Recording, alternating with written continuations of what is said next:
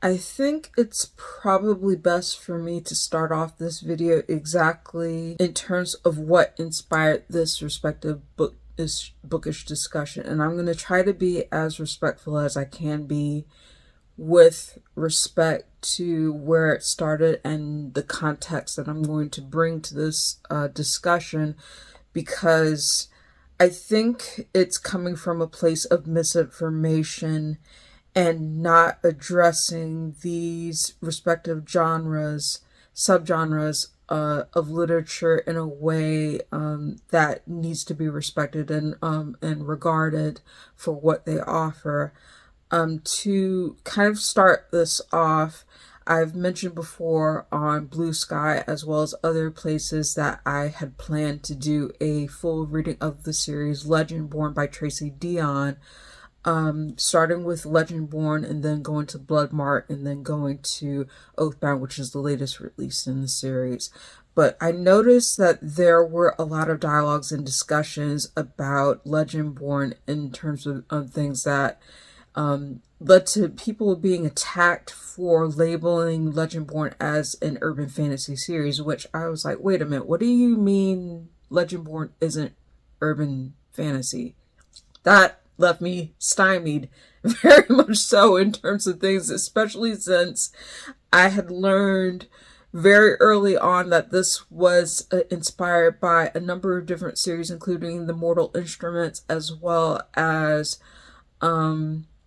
elements of the Vampire Diaries series, which is based on the book series by L.G. Smith. Both of those works are very strongly identified as urban fantasy, which I will talk about later on in terms of what popular series are associated with YA urban fantasy. But I was like, how on earth are people getting this idea that Legendborn is not urban fantasy and getting attacked for it? And then I realized, based on a number of tweets that Tracy Deonn herself posted in 2022, and I'll put up the actual tweets for yourself. You can pause and read them for yourselves if you want in terms of things. So I screenshotted them, read them at your leisure, and to be able to see the context for what this video is going to start. But I was like,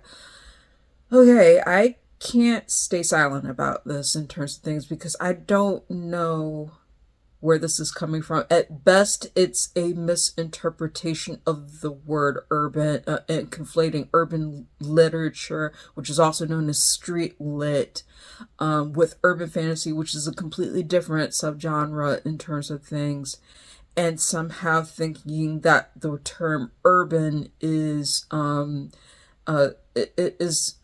applicable to this respective series, or at worst, it's Tracy Deonn not recognizing the origins of the story that she is creating with Legendborn in terms of the tropes that she's following, and doing some the kind of genre erasure that we're seeing in terms of other things that are going on. Like I've talked, like it'll be another video discussion when I talk about, like, you know, the erasure of genres such as fantasy romance with the current romantasy trend. But I was like, okay, I can't be silent about this. I can't be silent about it, and I'm very passionate about it as somebody who adores urban fantasy, who is follow urban fantasy from middle grade examples of urban fantasy to YA urban fantasy to adult forms, and also various media of urban fantasy. I am almost not quite a lifelong fan of urban fantasy, but I've been a fan a long time to be able to recognize these are the elements of urban fantasy. This is what it entails, and Legendborn absolutely fits into that definition. So I don't understand why Tracy Deonn would say that kind of thing. So we're going to get into this to kind of like break down like some discussions in terms of what urban lit is, what urban fantasy literature is, and why Legendborn as a series is absolutely 110% considered to be YA urban fantasy, and it is okay to say it. So that is the essence of what this video is going to be about. Hi everyone, my name is Rose, also known as TA Summers. Welcome or welcome back to my channel. Today's discussion is going to be unpacking the term, I'm still struggling to try to figure out how to title this respective video, because I think it's going to take multiple parts to be able to kind of like break down in terms of making the argument of like the distinction of urban literature, which is also known as street literature, urban fantasy, which is its own genre in the fantasy genre, and a very wide range of a subgenre in terms of what it entails, which is beyond what some people may think it may be. And then also associating Legend and making the case for Legendborn as a collective series, regardless of what my feelings about the series are, why it is 110% considered to be YA or urban fantasy. So we're going to get into it. We're going to break this down, and we're going to just kind of like just go ahead and dive in. So without further ado, let's go ahead and begin. I'm going to try to streamline this as much as I possibly can because I know this is going to be a longish video, but I do want it to be a discussion, and I want it to be a clarifying point, because I don't want people to come out of this thinking that the labeling of urban should be something to be villainized or not spoken about or taken into consideration in terms of the many different aspects that it encompasses in terms of things, and not providing clarity where we can push against that villainization. And I'll talk a little bit about why the term urban is villainized later on in this respective video, but I want to start with basic definitions first, so before we even get into that discussion. So let's go ahead and dive in. First off, I want to talk about what urban literature actually is in terms of things, and I think that that's a good place to start, because I think a lot of people associate urban literature with a lot of stereotypes, and a lot of harmful stereotypes at that in terms of things. But to start with urban literature is considered to be aka street lit or street fiction. The base definition of what urban lit or street lit is that it is a literary genre which is set in a city landscape. That is the base definition of it in terms of things, without going into too many things. It focuses on the very real lives of its characters in an urban setting. Most of the time it is often dark, it is gritty, especially with respect to adult street lit, adult urban lit. It can feature sex, it can feature violence, it can feature profanity, but not always. So like it's a range of different things that can be included in street lit and urban lit, but often it is the very baseline of what urban lit and urban and street fiction and street lit is that it takes place in a city. It is a very brutally honest portrayal of people's lives or living in the city. It can feature multiple things, including the politics and the socioeconomic status of the people who are living in the city in this particular lit. Now, as the genre of urban lit has a longish history in terms of things, and like I think a lot of people don't realize how long urban lit has been a thing, and have often tried to say that it is associated with certain groups, specifically minority groups, specifically Black literature in terms of things, which Black literature is a major, and I would say like it is the predominant representation of what urban lit and street lit is today in terms of things. But it is a long history in terms of how it got there, and I think I'm going to try to see if I can do a condensed version of how this came to be. But to really start off with respect to how urban lit, street lit started, a lot of it was focused specifically like from Western perspectives, and this is different across different places. Like if people have thoughts about how urban lit and street lit in other countries are talked about. I would love to hear them because I know that there are different representations of this in different countries. I'm speaking specifically from a Western lens, so more the Americas, Europe, that sort of thing. So just to give you context in terms of where this is starting, where this is going. It came to to start out in terms of a lot of what urban lit was when it began. It was popularized by a lot of very gritty attention to details on a lot of tough issues that were happening in urban neighborhoods in the cities in terms of things. Oliver Twist by Charles Dickens is often cited to be an early example of urban lit to start with, and Ulysses by James Joyce is also another example of urban lit, street lit. I would also argue that Upton Sinclair's The Jungle has also been cited as an early example of urban lit, street lit in terms of things, in terms of providing an eye to working conditions and things that like a lot of different issues associated with living in the city, classism, prejudice, like a lot of difficult issues in general in terms of things that have been associated with urban literature in terms of things. And that's nothing to be like a lot of times. A lot of people, like when talking about these particular things, and like a lot of the early examples of being able to see things from an urban lit perspective, from a street lit perspective, is looking into what life is like for people inside the city, the urban environments, in terms of things, the conditions, the people that it chooses to highlight in terms of perspective points. That's part of it. As time has progressed in terms of the population makeup of the cities, in terms of things, you get the shift that happens with respect to who is writing urban lit, who is writing street lit, in terms of what it chooses to show and the voices it chooses to uphold.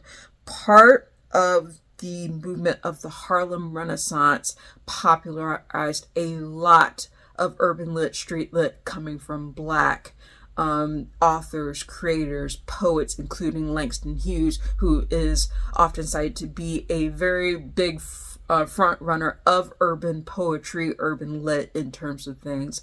And I think that is where we get this centerpiece of how urban lit has been associated with Black literature in terms of things. So you can see as the populations of urban culture, and as a population, the growth of Black people living in the cities and being able to talk about their experiences and represent themselves in literature, that is where that association came to be.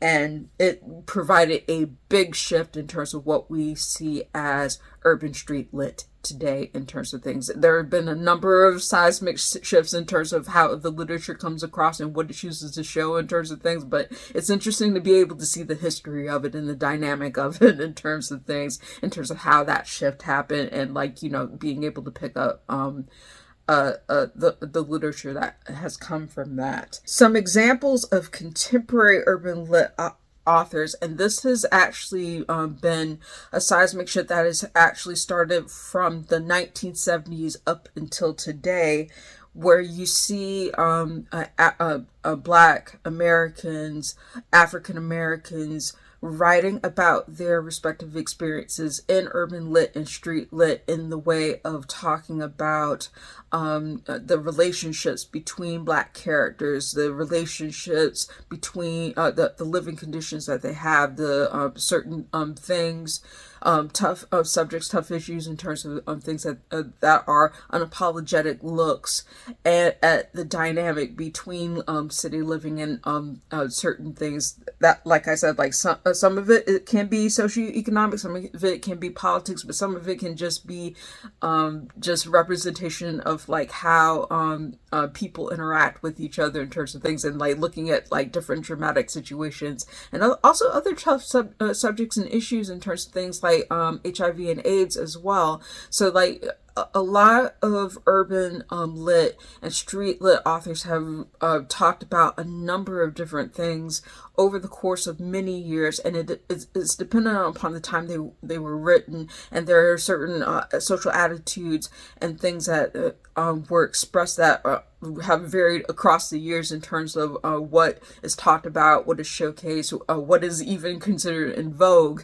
that it's been able to represent. But some of the examples of contemporary urban lit authors, Elin Harris is one. I'll put up a few of Elin Harris's work up here for your reference.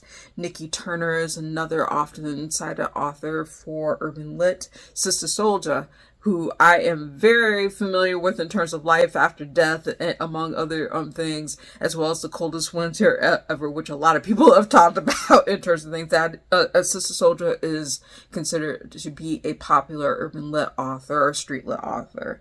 Others, Sapphire, who I am very familiar with. A lot of people know about Sapphire from the novel Push, which is used as the inspiration for the film Precious in terms of things, and in terms of a lot of like the issues that it highlights in the life of a Black girl who is navigating a lot of difficult things in terms of where she lives and who she lives with, and the interactions and the people that she is with. Quan is another example of an author who is considered to be very popular in street lit, urban lit. Brenda Hampton, Ben Burgess Jr. One of my earliest exposures to urban lit was through the late Eric Jerome Dickey, who I have read several of his books, but I have not reviewed them on the channel, and I want to be able to revisit his work for people and give my thoughts about it. But when I heard about Eric Jerome Dickey, his passing, that hit me at home in a way that, like, you know, I just couldn't even put into words in terms of things, because he was one of the authors when I was in undergrad, in terms of looking for different recommendations for urban lit. He was one of the go-to people that I was steered in the direction of, in terms of saying, hey, Rose, you need to read this author. Like, you know, like he's an interesting voice in the community in terms of things. So I'm glad that I've had the opportunity to read from him. I want to be able to revisit his work, but unfortunately it has been quite some time. So I'll probably put a pin in that and revisit some of his work for the channel to be able to talk about it. Like, all these authors that I'm listing for you are examples of urban lit, street fiction authors who I would like to be able to if I have not read their work, I would like to be able to read their work. And if I have, I want to be able to revisit them and give you an idea in terms of what my thoughts and perspectives are for them. Another one that I forgot to mention was Omar Tyree, who boy, I'm probably not going to pick up his work, given some of the things that he said in a recent controversial podcast interview in terms of things. He's just not my cup of tea, and you know, like, I'm okay with like, you know, like, moving on from that. But those are some of the authors who are part of urban lit, street fiction to provide clarity for this respective subgenre, respective genre. And we're going to dive into some of the critiques of urban lit in just a moment. I'm going to be very brief about it, like, and not just go into too much detail, but we'll talk about it. So I do this next section of critiques of urban lit to provide clarity in terms of what people who are regular purveyors, people who talk about urban lit, who talk about street lit in terms of things, what some of the criticisms are in this respective subgenre, to be able to provide context for where some of this dialogue is coming from. But I want it to be very clear that these critiques are not a blanket condemnation or a reason to dismiss this very much valid genre in terms of things. This is a very appealing and popular genre for a lot of people, and I think a lot of people who are on the outside of the respective conversations around urban lit and street lit often take some of these critiques and they try to use it as a way of dismissing the validity and the relevance and the appeal of urban lit and street lit to many people. So I think it's best to provide clarity and to realize that it is never a good look to label an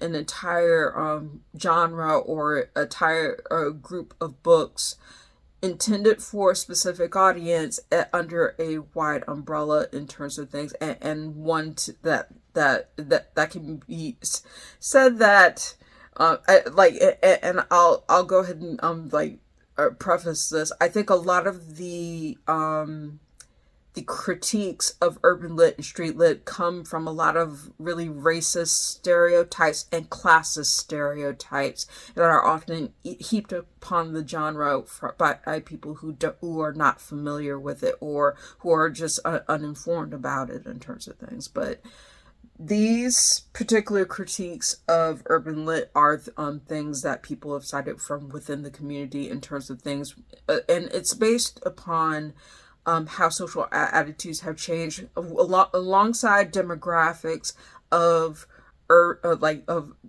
environment of the demographic of urban environments, like that these shifts in terms of what's considered to be in vogue or faux pas have changed with social attitudes over the course of time. So it's an evolving genre. It has always been an evolving genre, and it will continue to be an evolving genre. But I think a lot of people get stuck into the critiques of it in terms of things as a way of dismissing it, and it should not be dismissed. It should not be dismissed at all. But talking about some of the critiques of urban lit based on what people have talked about in terms of it, sometimes it is seen to be very dramatic. And I can attest to this in terms of like being someone who reads urban lit and has read street lit before. Like in terms of things, it can be like over the top in terms of the drama between relationships, in terms of the characters interacting, in terms of the conflicts that actually happen, and you're wondering like this doesn't really happen in real life, but it's played up for you could say some of it is entertaining, some of it is not entertaining, but it showcases very human interactions with between couples, between families, between co-workers, people who are socializing like in the Black community. You can see that this is played up very specifically for aspects of this genre, which happen to be very popular, but it's not the sole it is not the sole representation of this respective genre in terms of things. It can be dramatic. It doesn't have to be, though. But yeah, like some people in terms of the critique of it, they're like, this is over the top. This does not happen in real life, and not in this particular succession of things. But some of it is entertaining. Some of it can be illuminating and informative in the sense of when you're talking about aspects of difficult subject matters in terms of things, and it gives an eye, shines a light on certain things that affect the Black community, affect the urban community in terms of things. But it's an unflinching and honest and often sometimes over the top representation of things. But that is one aspect that is heavily critiqued in terms of how dramatic it can be. The other aspect it can be that is often a criticism of urban lit and street lit is that it deals with difficult subjects in a very raw, in-your-face, unflinching in terms of detail, in terms of the way that it portrays. Like, for example, when you're talking about Push by Sapphire, you are following a young girl who is just getting the worst of a lot of different situations in terms of being abused at home, being abused outside of the home, trying to struggle through school, trying to navigate her relationships and dealing with a lot of difficult issues. And a lot of things about Push, like I found it hard to read Push years. Like, I read it years ago. I found it hard to read, but I found that I valued the read for what it offered in terms of making me think about a lot of different things when it comes to how abuse manifests in terms of what it looks like, and how people talk about it, and how it may be difficult in terms of being able to get help for it depending on the community you come from. And so I think there's that even with how hard and how difficult of a subject matter that a series of subject matters that Push by Sapphire talks about, it's still worth being able to pick up the book to be able to talk about it and unpack a lot of that difficult subject matter. And I think a lot of people get to not get into the weeds of it too much. Like, I think people get hooked on the hurt of it, like, and the unflinching looks of it, to not see how that is valuable to be able to start and continue discussions in terms of things with respect to those difficult subject matters in terms of things. And that's definitely something that, like, a lot of people use to villainize and galvanize against the urban lit, street lit genre, because it gives such an honest and unflinching look at some of these difficult subject matters. But I think it's worth being able to have nuanced conversations about this genre in terms of how it portrays those difficult subjects. And if there are ways to be able to portray it better, then we need to have those discussions in the community about it in terms of things, and especially within the Black community, and Black voices being able to say, hey, what are things that we can look at? What can we do compared to spaces where this was talked about in the past?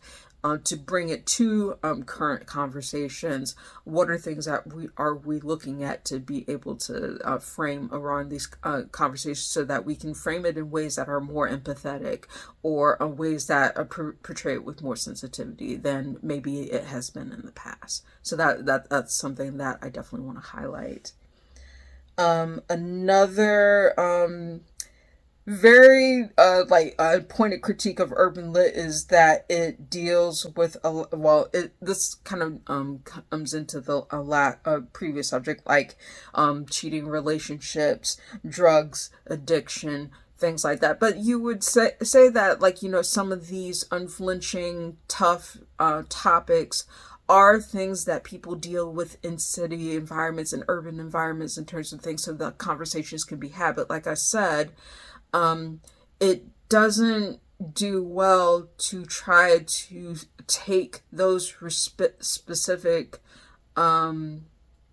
themes and paint a wide brush over the respective genre in terms of things, because it's not collectively in every piece of urban lit or street lit that you pick up. Like, people have, like, urban lit and street lit have a wide range of different difficult subjects matters and conversations that they have in terms of things. So I think it's a matter of being able to pick up more that are in the genre in terms of things, and being able to dissect and talk about them, and being able to say what's appealing, what isn't appealing, and being able to see the showcase to be able to provide clarity and work against stereotypes that might be used to collectively label and even harm the collective genre as a whole. There's another very pointed critique in terms of age gap relationships, that, and this was definitely something that happened within the 90s and early 2000s in terms of urban and street lit. Like, I even saw it myself in terms of some of the books that I picked up, and I'm like, yeah, I'm not comfortable with some of these age gap relationships in terms of things, and some of them being portrayed in a romantic way when they're not romantic. That veers into abusive territory and unethical territory. And again, I think the criticism is definitely valid in terms of things, especially when it comes to how certain authors, and I would say certain authors, this is not collectively speaking on the whole entire genre, but I think some authors do need to be able to listen to the the critiques of how certain relationships are portrayed and who has a relationship, how it is portrayed, and not necessarily latch on to the negative stereotyping of labeling like this particular critique as a whole representative of the entire genre itself in terms of things. So I think it's a valid critique, but it should not be used as a blanket label to villainize or galvanize against the genre itself in terms of things. I think you can have these conversations, and I think because of how social attitudes and portrayals have changed over time, this is definitely something to be able to unpack in terms of tough subject matters, in terms of how things are portrayed in on text and in certain scenes and in certain relationships, how that is portrayed. We can have conversations about how that portrayal is presented. But yeah. I think those are all the major criticisms. But to talk about, like, you know, why urban lit, street lit tends to get a bad rap in terms of things, when it comes to outside perspectives who don't consume the genre in regular capacity, it is often used as a way of reinforcing racist stereotypes, usually anti-black stereotypes in terms of things, in terms of portraying a certain image of a black person in terms of stuff, or how the black community is portrayed, and also issues of classism in terms of things, in terms of people thinking that you're representing like a person who may be poor, or of someone who is of a lesser class or lesser means, and somehow trying to use that as a way of stereotyping against the genre in terms of saying that that voice should not be heard, and which I completely push back against in terms of stuff. Urban is not a word to be vilified in terms of whether it's applied to the black community, or whether it is applied to marginalized communities, or even poor communities or disabled communities in terms of things. I think that we need to work against villainizing an entire subgenre of literature in these images to deflect from being able to consume them and have dialogues and discussions, and even showcase them in terms of things to showcase them and have dialogues about them in the bookish community. So I really think a lot of the bad rap that urban lit, street lit gets is because of certain perceptions that are rooted in racism and classism, and we have to do better about working against those stereotypes and being able to say, hey, this is a genre that has every right to exist, and that it has every right to be celebrated and shared and discussed and dissected, and being able to share that in wider ranges and spaces in terms of things, and valuing it for what it offers in itself. Now, I am going to get into a very completely different genre and subgenre entirely than urban lit, street lit. And I think it is important to be able to distinguish this, because I think a lot of people seem to think that the urban part of urban fantasy means more than what it actually is. So we're going to get into that. So urban fantasy is its own subgenre in the fantasy genre that has a wide range of representation in terms of things, and it also has a very long history, a long and very interesting history, and rich history. And I've been an urban fantasy girly for a long time. So I'm going to read you the basic definition of what urban fantasy is, and this is from the Masterclass website in terms of the definition. It says, Urban fantasy is a genre of literature encompassing novels, novellas, and short stories in which fantastical characters and concepts are placed in real-world urban settings, often in the present day. It is a subgenre within the broader world of fantasy literature. The expansive genre may even include elements of science fiction or thrillers, but it also overlaps with fantasy subgenres like sword and sorcery, high fantasy, epic fantasy, dark fantasy, and more. So that is a very general perspective in terms of what urban fantasy is and the representation of it. Something else that I want to push back against that tends to get lost in translation is that urban fantasy does not have to take place in a city. Most oftentimes it does, but the base definition in terms of stuff is that you are looking at a world that incorporates fantasy elements where it is a normalized type existence within familiar territories. So you can have an urban fantasy that takes place in a rural area. You can have an urban fantasy that takes place in the suburbs. You can have it take place in a sprawling metropolis. You can even have other worlds and portal fantasies that are distinctive of urban fantasy in terms of things. It is not limited to one type of city.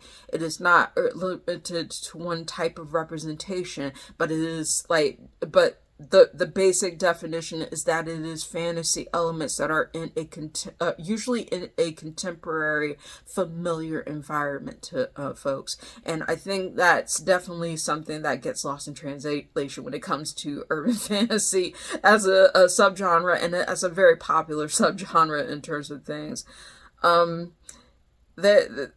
A lot of people try to say that the urban part of urban fantasy means it focuses on a black cast, which isn't true. And oftentimes, I think people who are not familiar with the urban fantasy genre tend to think that there are black people who are a frequent mention in this, which the actual reality of it is that urban fantasy is very largely a non-diverse, very white space. And thankfully, there are authors who are pushing back against that in terms of things, and providing more rounded representation of different groups in urban fantasy. I can name Rebecca Roanhorse as one in terms of her urban fantasy works. I can name Fonda Lee, part of the author of the Greenbone saga, as another that has written urban fantasy like in an interesting way. There are other authors who have had a longer storied history in terms of what urban fantasy has entailed. I'll read you some of them in terms of things. As I mentioned, Fonda Lee and Rebecca Roanhorse are more recent examples. But to talk about some of the other authors who are a part of urban fantasy that exist in the literary space include Charles DeLint, who I have absolutely read and whose work Moonheart I absolutely adore. I need to reread that, and I need to actually give a review on my channel. I think I may have mentioned it before on my channel before in one of my previous videos as one that I loved very early on, and I have not had a chance to be able to reread it and review it for the channel, but I'm definitely putting a pin in that. Another one who is very popular in the urban fantasy space is Patricia Briggs, who is the author of the Mercy Thompson series, who I also have read from, and I have enjoyed books from that respective series. It has been a long time since I have revisited the Mercy Thompson series, but I'm going to try to see if I can revisit that series and actually review some of the novels on my channel in terms of things. So that's definitely something that I can put a pin in. Jim Butcher, who is the author of the Dresden Files, very popular fantasy series, one that I love as well.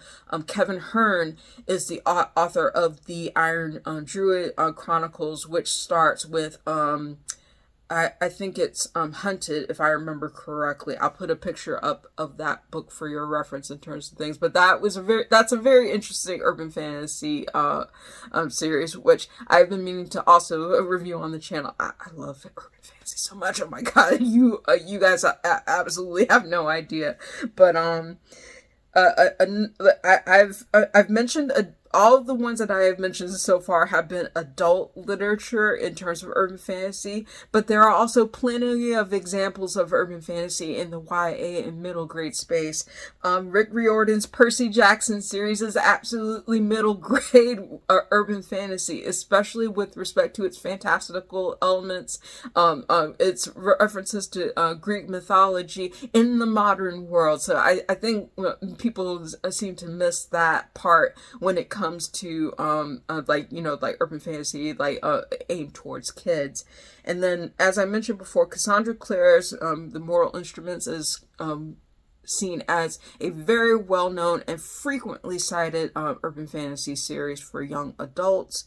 And another one that was very inspirational to me, and in terms of things, was Julie Kagawa's The Iron Face series. That is absolutely urban fantasy, even though it takes place in a largely forest setting. In terms of things, it is a blending of the modern world with magic, as well as kind of this other world in terms of things. So you see elements of the contemporary meeting with the fantastical, and it is built within this world that feels familiar to folks who are reading the series. And I love the Iron Face series. I even love the spin-off series, Iron Fae Call of the Forgotten, which I'll put a picture up here for your reference. I've talked about how much I love that series on this channel before. I know I definitely have, but I have not actually reviewed that for the channel specifically.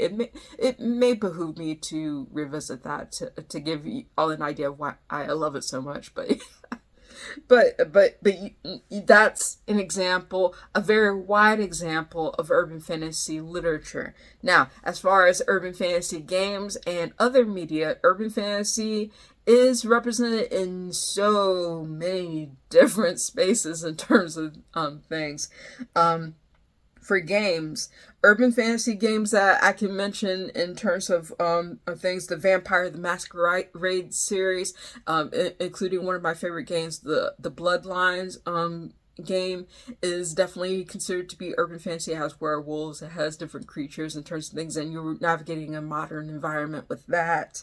The Persona and Shin Megami Tensei series are absolutely urban fantasy games to a specific extent in terms of things, because it is a modern tale that is meeting the magical, and it works within with a range of different creatures from different mythos, lore, and mythologies, and things like that. So, and it does so in a very interesting way. So that, and many times, like, it's very specific to Japanese folklore and myth and lore. So that it's really interesting to be able to see the dynamic of the Persona series as well as the Shin Megami Tensei series. Other urban fantasy games, Shadowrun, The Secret World, The Wolf Among Us is another one.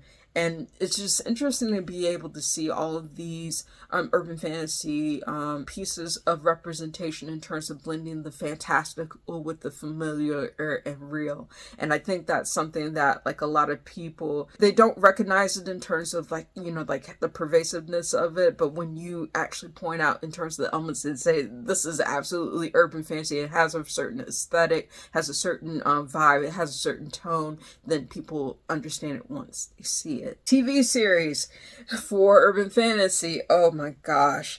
And which, like, it's interesting in terms of how Tracy Deonn is so apt to dismiss Legendborn being urban fantasy when it has so much in alignment to even some of the TV series and movies that I'm about to name. Especially with some of the inspiration in terms of things like Buffy the Vampire Slayer, 100% urban fantasy, The X-Files, Castlevania, Supernatural, Grimm, Teen Wolf, Lucifer, Kindred the Embrace, Charmed, The Vampire Diaries, which I know was a very major inspiration for Legendborn. I'm like, how can you not think that Legendborn isn't urban fantasy when one of the major series that you cite as an inspiration is urban fantasy. So I'm just like, I don't know where the dismissal is coming from. I really don't know. Other urban fantasy series, Trickster was one that was prematurely canceled, which I understand. Like, you know, it's based on a very well-known series by Eden Robinson, which is the Trickster trilogy, which I absolutely adore, the Trickster trilogy, and I've reviewed it on the channel before. But that was a TV adaptation. It was prematurely canceled for certain controversies. I do hope that there is a proper reboot, a proper reimagining of that respective series, because it deserves to be adapted, it deserves to be shared and loved, and more people need to know about it in terms of things. I'll leave it at that. Other urban fantasy series, and this includes urban fantasies for kids. Wizards of Waverly Place is considered to be urban fantasy, and a lot of people don't realize that, because it has to do with witches and magic in the modern world. So that is a base definition in terms of what urban fantasy is. Gargoyles, long time Gargoyles fan, and in terms of things, that was a series that I grew up on. I loved Eliza, as like, you know, like as someone who is both Black and Native, like in terms of identity, I definitely vibe with Eliza. I love being able to see her interact with Goliath and the other gargoyles. That was a major series, animated series that had an impact on me as a child. So, and it is definitely falling into the definitions of urban fantasy, and urban fantasy made for kids. Being Human is another, which is an adult series that is also considered to be urban fantasy. Adult urban fantasy, True Blood, absolutely 100% urban fantasy for True Blood. Yeah, you can't separate that in terms of things. But yeah, wide range of representation with respect to urban fantasy in terms of major TV series. Now, movies, just a few. Bright with Will Smith, that is considered to be urban fantasy. I know people have divided mixed opinions on Bright, but it was an interesting movie for what it offered in terms of being able to see the magic and the different creatures that are associated in that film with the realistic in terms of things. So that's one example. Hellboy is another that's considered to be urban fantasy in terms of things. So it definitely crosses with, like, you know, superhero, anti-hero type things. So it's interesting to be able to see how people perceive that, but that is absolutely 100% urban fantasy. Constantine is another example of a movie franchise that is urban fantasy, as well as Highlander. There can only be one, but it's still urban fantasy in terms of things. In terms of meeting the familiar with magic elements in terms of things, and even in modern day environments. So, yeah, that gives you a very broad range of the representation and the prevalence of urban fantasy in literature, in the media we consume in terms of things. It is a very dominant presence. So it is hard to deny the appeal and the presence of what urban fantasy looks like in terms of the media that consume and the stories that we consume. So I hope that gives a wide definition in terms of what urban fantasy looks like in terms of different media. But now we're getting into the whys of why Legendborn is absolutely 100% urban fantasy. Let me talk to you about some tropes. So now I'm going to get into the tropes of urban fantasy. These are not an exhaustive list, but at least it gives you an idea of what types of things you can find in urban fantasy. And I think it makes it a little bit more easier to be able to list these out, because we can establish from these respective tropes that how they link into Legendborn being a YA urban fantasy. So I'm just going to go into these very quickly, talk about the tropes of urban fantasy and what common elements you can find in them. First of all, in terms of a trope of urban fantasy, is that there is a hidden magic element to it, or entities or realms. that take place in the real world, familiar world. So essentially, like, magic is an element of our contemporary society, but it is somehow hidden or unbeknownst to the larger population in terms of the society in which it functions. Or it may be that the fact that magic is a common element and people know it, but and it's within a world that's familiar to us in terms of contemporary or familiar elements in terms of things. Entities or realms, like there may be other worlds that the character can travel to in which this fantasy element is where magic is being wielded, but it still resembles the world that we are accustomed to in terms of certain things about it that help it function. Another element of urban fantasy is there's usually a seedy underbelly type aspect to the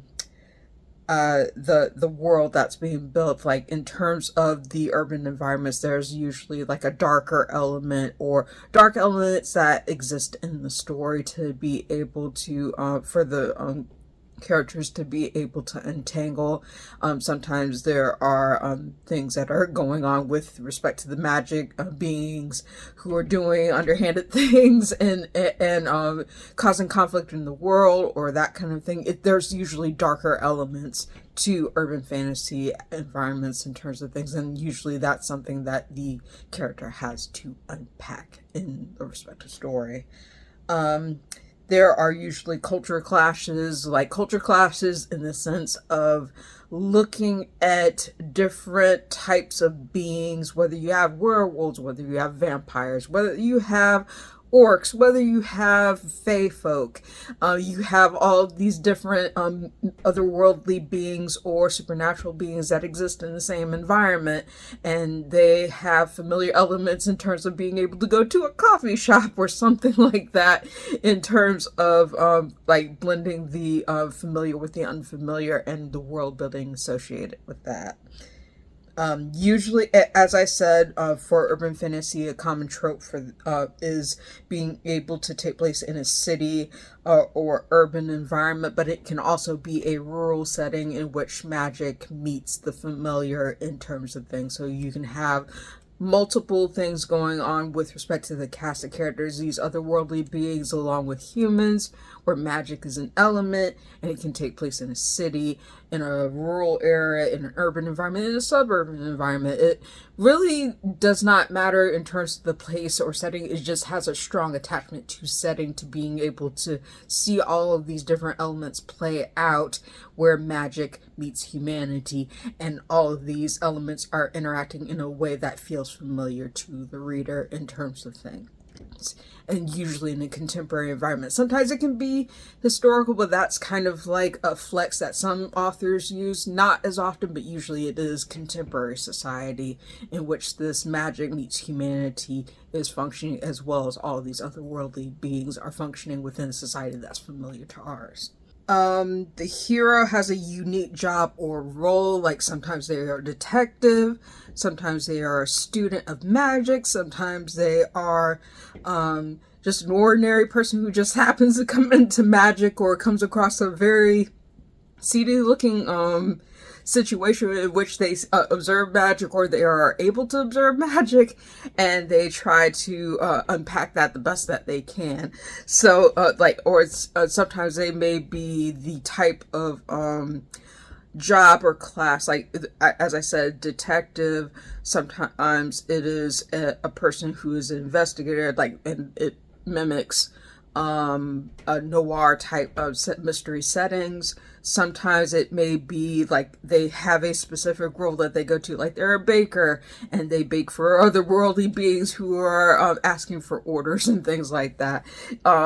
Something to that extent, where the magic element meets the familiar, the humanity, and it's in this strongly asserted environment in terms of things.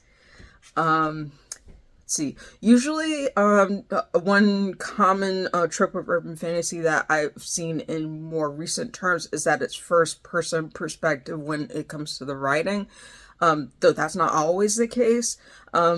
Most of the time, I think, because first person tends to give a more intimate perspective of the character in terms of what they're observing, and how they observe their environment in terms of things. I think that's one of the reasons why people gravitate towards first person POV in urban fantasy, but it doesn't always have to be that way. It is very rare, I think, nowadays to be able to see urban fantasy series with third person perspective, either limit or omniscient, but you can still do it. You can still do it. It just depends on your audience.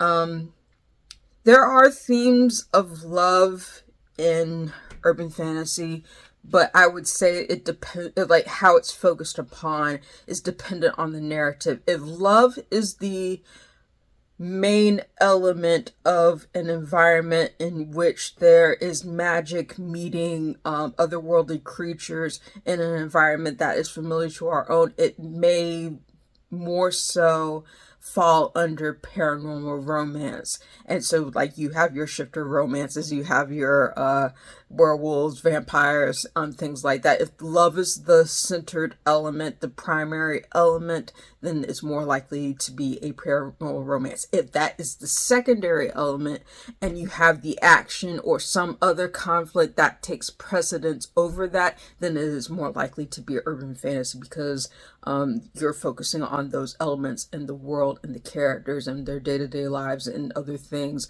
other than a romantic relationship, like in terms of things. So that's a distinction between paranormal romance as from urban fantasy.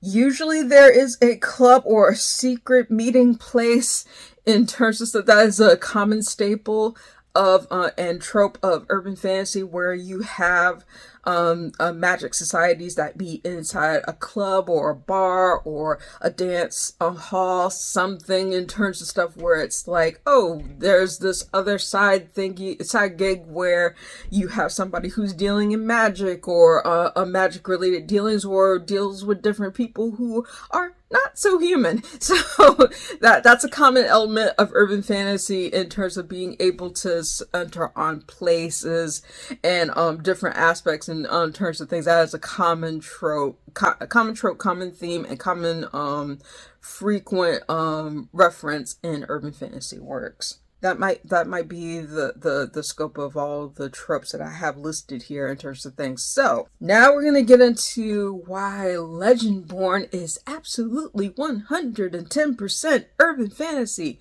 And we can even go right to the tropes that I just mentioned in the last section. So it's baffling to me in terms of the very hard push that some people have had with respect to not calling Legendborn urban fantasy, because you have a first person perspective heroine in Bree Matthews, of course, like especially from the first book. You have a world in terms of magic meeting the contemporary, where you obviously, like in the sense of a strong sense of place. In the case of the first book for Legendborn, it's centered on the University of North Carolina Chapel Hill's campus, and you're looking at certain places in terms of where it's familiar to the character in this familiar environment to where they're trying to adjust to normal life. But then there's also a magical element that functions with people who are operating in secret. And so essentially Bree is discovering all of this different magic that she had no idea existed, and that exists within herself in terms of things. There are usually also mythical creatures in terms of things. So you have people who are attacking wolves and and monsters who are threatening the lives of this students who are part of this secret group, and other students who may be able to perceive them. So it's like, That's urban fantasy. That is absolutely 110% urban fantasy. Like, you can even tie it to some of the things that are part of the Vampire Diaries, as well as the Moral Instruments and other urban fantasy series that are found in YA. So like, I don't understand. I don't understand. And also, with respect to having read all of the books in the Legendborn series, which I will do comprehensive video reviews of each of the books in the Legendborn series, and I think those will probably be uploaded after this respective one. You can also see other elements of tropes in urban fantasy, like a secret underground magic group, which and it's not even just the secret societies that are on the campus of UNC, but as you go further into the series, you see Bree interacting in these kinds of clubs and like different things where it's like, that is absolutely 110% urban fantasy in terms of its tropes and themes. So there's a lot of common ground, common themes that are tied into the Legendborn series that make it an ideal choice and an ideal fit for YA urban fantasy. And of course, the reason I say that it's YA urban fantasy is because this series is labeled as being for teens, and it is an urban fantasy environment. And obviously there are going to be differences between middle grade urban fantasy, YA urban fantasy, and adult urban fantasy, as I mentioned before in one of the previous sections of this video.